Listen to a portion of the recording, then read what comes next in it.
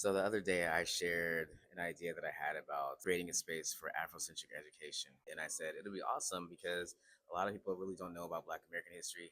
Neither do Black Americans know a lot about Black South African history more than what we learn about Mandela and things like that. I was met with so much vitriol. Instead of letting these things deter me, it inspired me to show you what I mean. I am now launching a series here on TikTok called The Thread, which is about connecting Black American history to Black South African history. I want to share untold stories, stories that we didn't even know about or that are not really spoken about. Learning about each other's lives and realities can actually create prosperous futures for Black children all over the world.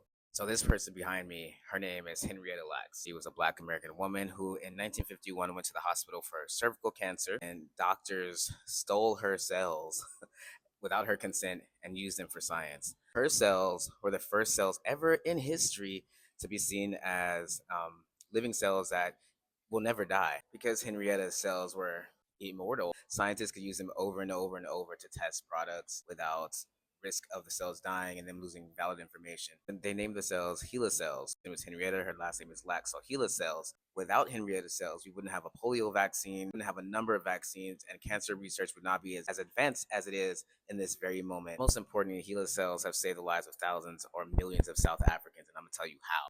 At the height of the HIV/AIDS epidemic, University of Cape Town, schools like Stellenbosch University use HeLa cells to do research to develop vaccines and develop medicines specifically that will fit South African genetics. HeLa cells were also used to develop medicines to fight tuberculosis, which is a strong killer in South Africa. HeLa cells have been very integral in saving the lives of South African women who live in townships, as the cells have been used for research to fight against cervical cancer for impoverished women in Soweto and other townships across the country. Because there are women and they are Black women, Henrietta cells much more efficient at solving cervical cancer for police Black women because she is a Black woman. Science is amazing. Most recently, HeLa cells were used in COVID-19 research, which helped develop the first ever single dose vaccine by Johnson, which took place in South Africa, saving the lives of thousands of Black elders. A lot of people ask me, how is knowing anything about Black South African and Black American connections going to reduce poverty? And I'm going to tell you how. HeLa cells are still being sold. They're being sold, they're out there on the market. Although they weren't sourced ethically, they still exist. And I think that if Black people or Black biologists, scientists can get a hold of them, they actually can buy them for like 1,000 US dollars, which is about 17,000 rands. They can be used in science kits for kids to build off of on. They can be used for wellness building for Black entrepreneurs who are building things, for health and wellness, mental health. They can be used in so many ways.